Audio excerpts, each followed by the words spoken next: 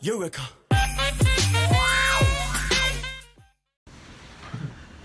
Hey, what's up everyone? This is Dante's Analysis and welcome back to my channel. Don't forget to like, comment, and subscribe, and don't forget to click on the notification button for any new videos I'm releasing in the future.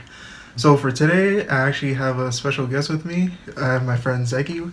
Hello. We're actually going to be reviewing Stormzy's latest album called Heavy is the Head. And if you guys don't know about Stormzy, Stormzy is a UK rapper who established his own label called, what is it, #Murky Records? Yeah, Murky. Murky Records. On January 18, 2018, he signed a joint venture deal and partnered with Murky Records and Atlantic. Yeah. Records? Atlantic. UK. And then, so he was born like Southeast London, give or take, and then basically started rapping over some classic grime beats, got some recognition off that, like some famous songs like Vasi Bop that you'll go into. So the song Vasi Pop, it was actually his first #1 song at the UK singles charts, while Own It also reached #1 on the charts. Additionally, Crown reached the top 10 on the chart. Heavy is the Head is his debut album. It actually reached #2 on the UK albums charts, behind Rob Stewart's You're in the Heart album. So actually getting into this album, the track listing actually has like 16 songs. So it was actually like a pretty long album, but it was actually very consumable. For 100%. Definitely an easier album to listen to like fully from start to finish. Yeah. It really, I'd say, connected pretty well, and it didn't get redundant. Right. Kind of went like back and forth to either making you feel like a very energetic and ready to take on the world, and then just bringing you kind of like sentimental and kind of making you cry. I cried a few times during this album. Really? Yeah, it had me at a few moments. The Her song. Yeah. Rainfall had me crying the first time I listened to it. It was actually raining outside. I was taking the train. I was like, oh my god, I'm tearing up. This is a shame. Oh, man. But yeah, I embraced it. It was a good time. He really got me with the emotions on this. The 1 second, Don't Forget to Breathe. Both of them just like I really vibed with. Yeah, it was actually, this album was actually pretty solid from beginning to end. I guess say like my favorite songs were Big Michael, because like in the intro, I don't know if it was like a fan or some random guy saying like, oh, Stormzy, you gotta put out music, man. Oh yeah. It was so funny. And I'd say like Audacity, Crown, Rainfall. Rainfall was pretty good. And that one, speaking of Rainfall, it was actually a sample of Shackles Praised by You by Mary Mary. That's wild. Yeah, they're actually both sisters. It's like a duo gospel group. Wow, interesting. I did not know that. When I first heard it, I was like, wait, this definitely sounds like a sample. Yeah. So I had to like look it up. Handsome was good. Yeah, Handsome had one of my favorite lines. It was Heavy Pumper, aka Heavy Duty, Don't Hide the Beauty. By far the funniest bar in the album. Yeah. And then like after the introduction by the person, he continues to supply ad-libs like throughout the song. Right. And I didn't even notice the ad-libs until I gave it like a real thorough listen for this video. I was just like, oh, he's actually like continuously on the song. Yeah. Because he's not mentioned as like a feature. Oh wow. Oh yeah, that's actually not on Spotify. Not on Spotify at least. I think Tidal's usually better with their features, but I don't know if he's on there. Yeah, it's almost like, you remember like Travis Scott, sometimes he doesn't have features. Yeah. Like he'll have clearly like on parts of the song. Yeah. Continuing, 1 Second featuring Her. Yeah. That was actually a really cool song. I'd probably say that's my favorite. Either that or Don't Forget to Breathe. Yeah. The sentimental stuff really just got me. Yeah. Own It featuring Ed Sheeran and Burna Boy. That was cool. Yeah. He did get a lot of flack for that though. As far as like from the grime heads, he got so much flack because he was like, oh, he's doing pop records, he's not a grime artist. Oh man. And then like, well, it charted really well, but they were just like, oh, they weren't having that. Especially with like, that's how kind of with this beef with Wiley. Right. That whole thing that we could get into.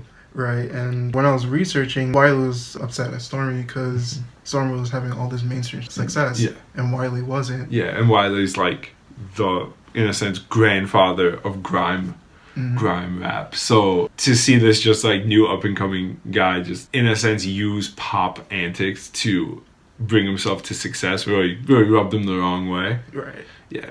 But I think this was more the case with his first album that released. The People at the Dinner Table, all that.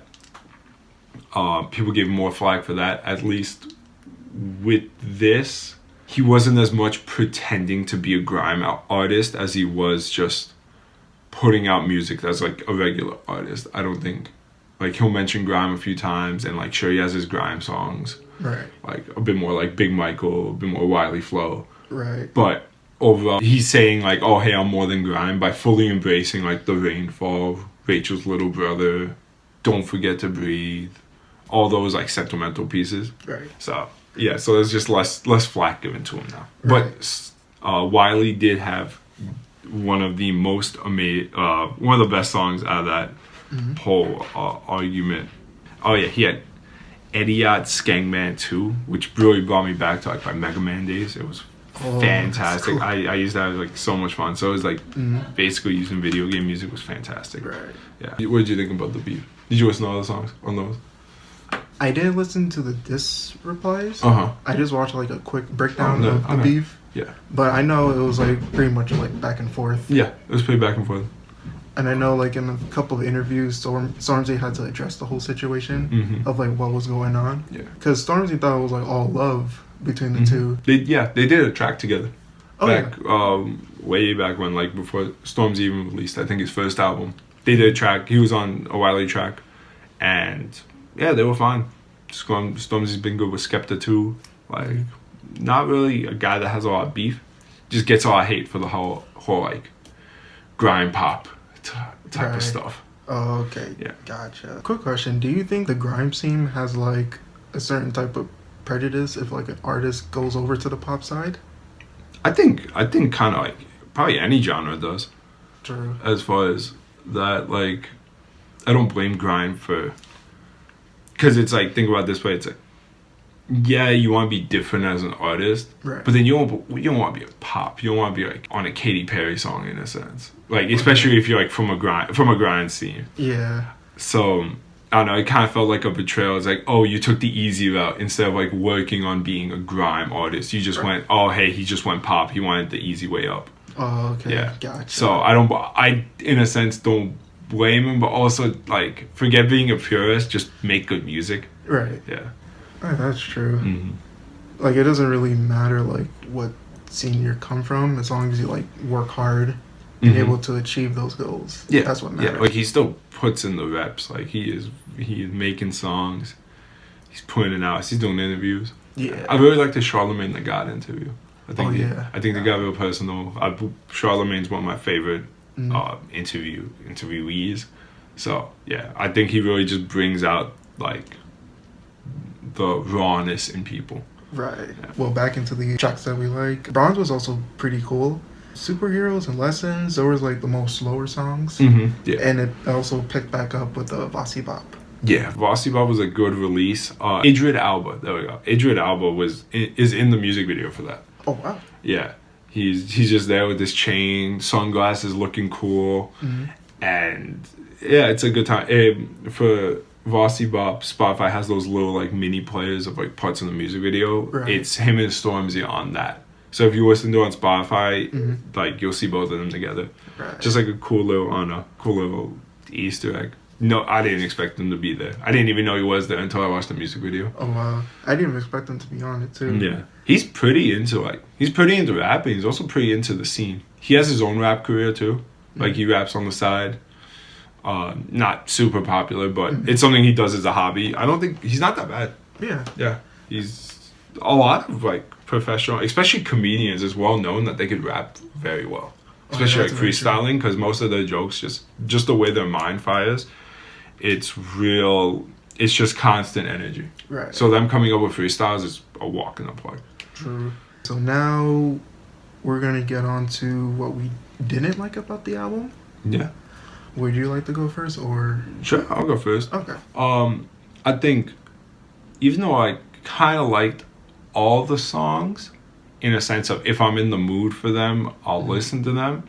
Most of them I'm down to listen to basically anytime, but some of them I was just like, oh, this is a little redundant in a sense. Like this point of the album was hit kind of like earlier with other songs, like just like one song like that for me where I thought I was like, oh, this is kind of redundant was Do Better for me, it was a little bit like that. I thought Superheroes was nice because it delivered a good message about like empowerment for Black queens and kings. Right. So I thought that was really good. But Rachel's Little Brother, I thought could have been moved one down as a better transition to do better. Don't Forget to Breathe in 1 second, because I think Handsome just kind of like for some reason just spiked back up at there. So I think formatting wise, the album could have like flowed a little bit better. Right. But overall, it's very solid. Okay. Yeah. What are you thinking? For me, I was actually thinking about, even like before we started recording, like with Vasi Bop. Yeah. I kind of wish it was like a little bit more in the beginning part of the first part of the album, because it would make like a better like flow transition. Yeah. Like from the earlier songs to like more up tempo, and the later tracks would be like a little more sentimental and slower. Because in your mind it's like, okay, since it's slowing down, that means we're getting near to the end. Yeah. So I thought that it was gonna be like a better transition. Yeah, the only reason I guess, like, out of just pure assumption that he put Vasi Bop at the end is just kind of like a period statement, like period at the end of the sentence, just like, or even an exclamation point, because that song is pretty hype. Yeah, so that song's fire. Yeah. For our ratings for this album, Zeki, what do you give this album? I think this is a 9. 9 out of 10? I think this is a solid 9. Yeah. Okay. Like near perfect, but just like few issues of, if it was a more condensed album, honestly, if we just had a few less songs to like limit redundancy, I'd probably give it a 10 after that. Okay. So for me, I was gonna give it the same score, like 9 out of 10. This was actually a very solid album. I enjoyed it. Like, again, I kind of wish he would have fixed up the track listings, like the formats, so the flow came in a lot better. And also what I added like a few minutes ago about the Vasi Bop moving around. But other than that, like, also the features are down to a minimum. Yeah, I was surprised. Very little features. Yeah. Majority of the album, no features. Right. So, I forgot to mention too, Pop Boy is probably one of my other favorite songs. Oh, as far as hype goes, yeah. Oh, okay. Yeah. It's a good embrace that he's like, oh, hey, I'm doing pop music, but I'm doing pop music because I got to like the top without even having to like be a degenerate in a sense, like you know, just not having to go the route of like trapping that like these other rappers had to do. Right. Yeah. Okay. Yeah. Since we're like nearing the end, another just like interesting, I guess, fact is just like he's very politically active. Right. Yeah, and like he either endorses candidates. I was on Instagram when I was first started to follow him. He was just like, "Hey guys, you need to get out there. You need to vote." But then he took it one more step further. He's like, "All right, don't vote for Boris though. You have to vote for Corbyn for the election." Corbyn ended up not winning that election. This was like 2019. But yeah, he's always in politics. During the Glastonbury festival, he started a chant. He was like, "Fuck the government, fuck Boris." Later puts it on a track, and then that festival is also where he wears the stab vest that was painted with the British flag by Banksy. Yeah, the Banksy vest, also mentioned in the album, and then he holds that vest during the for the album cover. Right. Yeah. And also, going to the album cover, I actually saw on the top of his head there was like letters going around his head. Yeah. And I was like, that was actually pretty interesting. Yeah. And dope concept. For he has Heavy is the Head. Oh, okay. In the acronyms for Heavy is the Head, so it's like HITH. Right. Yeah, and that was an interesting concept. I don't know who worked on that album cover, but they definitely did a good job conceptually. Right.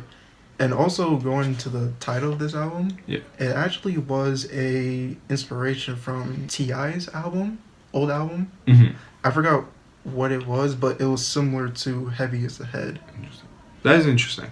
Okay. I did not know that. Okay. I did research on it. Yeah. That it took inspiration from that album. Let's see. What else? Anything else we gotta mention before we close this out? Yeah. Let's see. I guess for me, if you had to pick 3 songs from the album, what would you pick? That like the rest of the album basically didn't exist. You gotta keep like 3 songs from it that you get to keep on your playlist. What are you picking?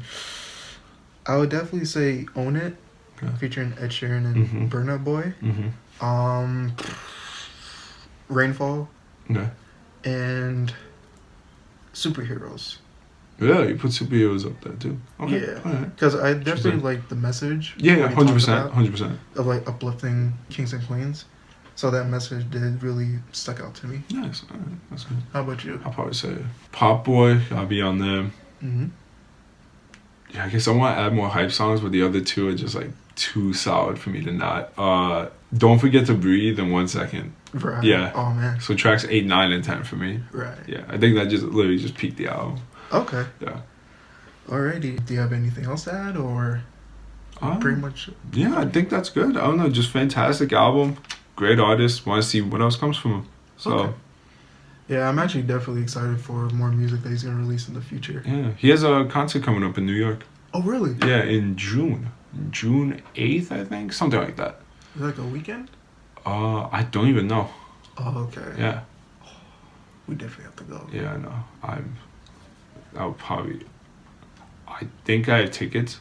I think I have tickets. Oh. Okay. I don't actually even remember if I bought tickets. I think I have tickets, and I think tickets are still probably on sale. Okay. Yeah. Definitely. But yeah, just go with that. That actually sounds like such a fun concert. Oh yeah. Yeah. So thank you guys for watching this video. Again, me and Zeki gave this album a 9 out of 10. Yep. So again, thank you for watching, and I'll catch you guys later. And also, thank you for being a part of this. Of course, bro. Thank you for having me. Yeah. This was fun. Yeah, this was very fun. Yeah. So thank you, and bye. Peace.